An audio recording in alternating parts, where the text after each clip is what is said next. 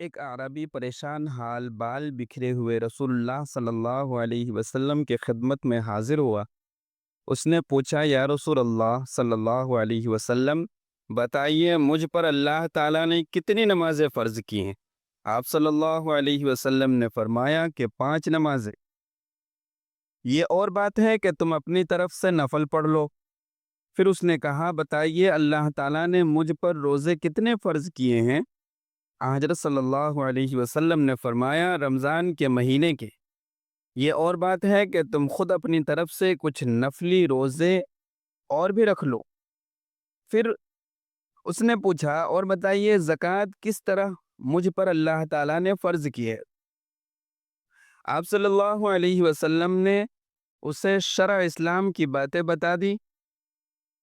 جب اس اعرابی نے کہا، اس ذات کی قسم جس نے آپ صلی اللہ علیہ وسلم کو عزت دی، نہ میں اس سے جو اللہ تعالیٰ نے مجھ پر فرض کر دیا ہے کچھ بڑھاؤں گا اور نہ گھٹاؤں گا، اس پر رسول اللہ صلی اللہ علیہ وسلم نے فرمایا، اگر اس نے سچ کہا ہے تو یہ مراد کو پہنچا۔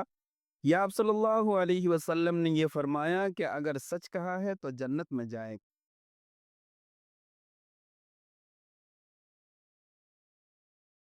رسول اللہ صلی اللہ علیہ وسلم نے یوم عاشوراء کا روزہ رکھتا تھا، اور آپ صلی اللہ علیہ وسلم نے اس کے رکھنے کا صحابہ رضی اللہ عنہم کو ابتدائی اسلام میں حکم دیا تھا۔